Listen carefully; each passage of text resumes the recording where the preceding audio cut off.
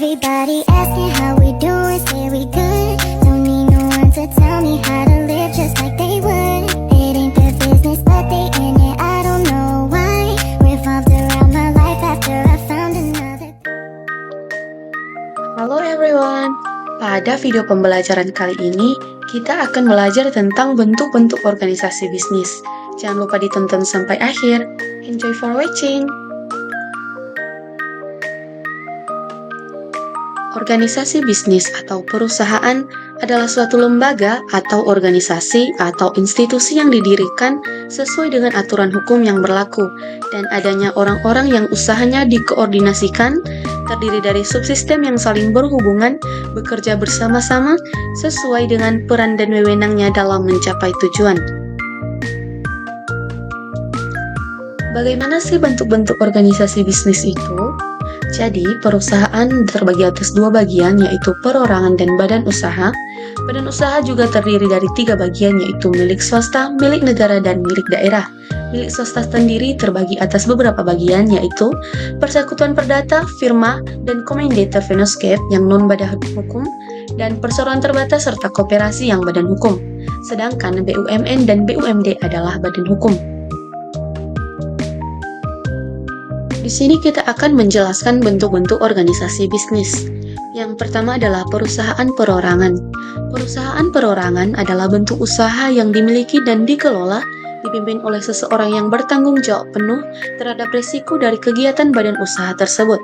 Perusahaan perorangan adalah perusahaan yang didirikan oleh satu orang dengan modal di atas 1 miliar rupiah dan di bawah 5 miliar rupiah. Yang kedua adalah badan usaha. Badan usaha adalah bentuk usaha yang dimiliki oleh lebih dari satu orang. Badan usaha terdiri dari tiga bagian, yaitu yang pertama adalah badan usaha milik swasta atau BUMS. BUMS ini adalah badan usaha yang seluruh modalnya dimiliki oleh swasta yang bertujuan untuk mencari laba. Yang kedua adalah badan usaha milik negara atau BUMN. BUMN adalah badan usaha yang seluruh atau sebagian modalnya dimiliki oleh negara dengan tujuan untuk mencari keuntungan. Dan yang ketiga adalah badan usaha milik desa atau BUMD. BUMD adalah badan usaha yang didirikan dan dimiliki oleh pemerintah daerah dengan modal sebagian besar atau seluruhnya dari pemerintah daerah yang aktivitasnya selalu berusaha memenuhi kebutuhan masyarakat. PT Perseorangan menjadi badan usaha. Dalam mengubah PT Perseorangan menjadi badan usaha, ada beberapa syarat yang harus dilakukan. Yang pertama adalah pemegang saham lebih dari satu orang. Salah satu syarat utama untuk mengubah PT Perseorangan menjadi badan usaha adalah dengan menambah jumlah pemegang saham. Yang kedua adalah membentuk persekutuan modal. Setelah memiliki setidaknya 2 pemegang saham, maka perlu membentuk persekutuan modal sesuai dengan hukum yang berlaku. Ini melibatkan proses pengajuan dokumen-dokumen yang diperlukan ke instansi yang berwenang. Dan yang ketiga adalah melengkapi persyaratan hukum lainnya. Ini termasuk mengurus izin-izin yang mungkin diperlukan dan memenuhi persyaratan administratif yang ditetapkan oleh pemerintah. Salah satu contoh perusahaan yang awalnya didirikan sebagai PT Perseorangan dan kemudian berubah menjadi badan usaha yang lebih besar di Indonesia adalah PT Indofood Sukses Makmur. Perusahaan ini awalnya didirikan oleh Sudono Salim sebagai PT Panganjaya Inti Kusuma pada tahun 1968. Kemudian, melalui perkembangan dan akuisisi, perusahaan ini berkembang menjadi salah satu produsen makanan terbesar di Indonesia dengan berbagai merek terkenal seperti Indomie, Indomilk, dan banyak lagi. Saat ini perusahaan ini mengekspor bahan makanannya hingga Australia, Asia, dan Eropa. Apa saja aspek perpajakan PT Indofood Sukses Makmur? Yang pertama adalah pajak pertambahan nilai.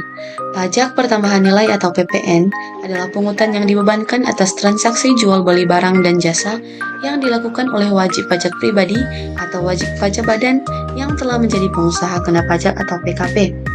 Kewajiban perpajakan PT Indofood Sukses Makmur yang merupakan PKP adalah yang pertama pajak masukan atas penyerahan bahan baku dari supplier, dan yang kedua adalah pajak keluaran atau penyerahan BKP kepada distributor penjualan barang-barang yang telah diolah oleh PT Indofood Sukses Makmur. Yang kedua adalah pajak penghasilan. Yang pertama, PPh pasal 21 pasal 1 Peraturan Menteri Keuangan nomor 252 PMK 93 2008. Sebagaimana dimaksud dalam pasal tersebut, PT Indofood Sukses Makmur melakukan pemotongan PPh pasal 21 atas gaji dan tunjangan yang diberikan kepada pegawai-pegawai sesuai dengan ketentuan PPh pasal 21. Dan yang kedua adalah PPh pasal 23. PPh pasal 23 ini adalah pajak yang dilakukan pemotongan atas penghasilan atau pendapatan yang diambil dari modal, penyerahan jasa, hadiah, dan penghargaan. Pajak penghasilan pasal 23 biasanya akan diterapkan atau dibebankan saat terjadi satu transaksi di antara kedua belah pihak. Peralihan BUMS menjadi BUMN. Peralihan perusahaan BUMS atau badan usaha milik swasta menjadi BUMN atau badan usaha milik negara biasanya melalui proses nasionalisasi atau pengambil alihan saham mayoritas oleh pemerintah. Proses ini dapat melibatkan pembelian saham oleh pemerintah atau pengambil ahlian langsung tanpa kompensasi kepada pemilik swasta. Salah satu contoh perusahaan yang awalnya merupakan badan usaha milik swasta atau BUMS, namun kemudian beralih menjadi badan usaha milik negara atau BUMN adalah PT Pertamina atau Persero. Awalnya Pertamina didirikan sebagai perusahaan minyak swasta pada tahun 1957, tetapi pada tahun 1961, pemerintah Indonesia mengambil alih kepemilikan perusahaan tersebut sehingga Pertamina menjadi BUMN. PT terbuka dan PT tertutup. Perseroan terbuka adalah perusahaan yang saham-sahamnya tercatat di Bursa Efek dan dapat dibeli oleh publik. Sedangkan perseroan tertutup adalah perusahaan yang sahamnya tidak tercatat di Bursa Efek dan kepemilikannya hanya terbatas pada sejumlah saham saja.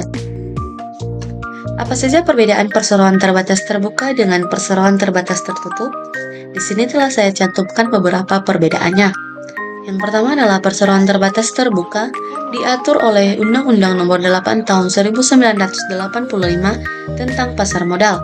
Lalu minimal pemegang sahamnya adalah 300 orang, minimal direksinya 2 orang, minimal modal 3 miliar, dan lainnya. Sedangkan perseroan terbatas tertutup diatur oleh Undang-Undang Nomor 40 Tahun 2007 tentang perseroan terbatas. Lalu minimal pemegang sahamnya 2 orang, minimal direksi 1 orang atau lebih, tidak ada minimal modal, dan lain sebagainya. Jadi ini adalah beberapa perbedaan antara perseroan terbuka dengan tertutup. Contoh dari PT tertutup adalah PT Sinarmas Group yang telah memproduksi beragam produk seperti margarin, shortening, saus, dan minuman yang menjadi produk utama pilihan keluarga dan merupakan salah satu pilihan terbaik untuk industri jasa makanan. Lalu contoh dari PT terbuka adalah PT Media Nusantara Citra yang bergerak dalam bidang perdagangan umum, pembangunan, perindustrian, pertanian, pengangkutan, percetakan, multimedia melalui perangkat satelit, dan perangkat telekomunikasi lainnya serta jasa dan investasi. Setelah membahas berbagai hal tentang organisasi-organisasi bisnis, saya memiliki seorang motivator dalam dunia bisnis, yaitu Profesor Dr. Hal Chairul Tanjung MBA. Beliau adalah seorang pengusaha sukses yang memiliki beragam bisnis di berbagai sektor seperti media, retail, keuangan, dan properti. Kesuksesannya tidak hanya terletak pada pencapaian finansial, tetapi juga pada kemampuannya untuk menghadapi tantangan dan mengelola perusahaan-perusahaannya dengan efektif. Beliau ini dikenal karena filosofinya yang menginspirasi tentang pentingnya belajar, berani mengambil resiko, dan menjalani hidup dengan integritas. Jadi saya sangat terinspirasi dengan beliau.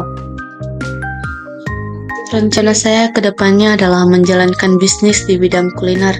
Saya ingin membangun usaha seperti kafe atau tempat orang-orang bisa datang sekedar memanjakan mata dan perasaannya.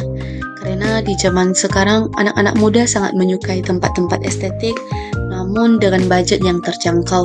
Saya juga ingin membuka lapangan pekerjaan bagi yang punya niat untuk bekerja dari semua kalangan. Rencana Oke everyone, sekian video pembelajaran kali ini. Semoga bermanfaat. Thank you for watching.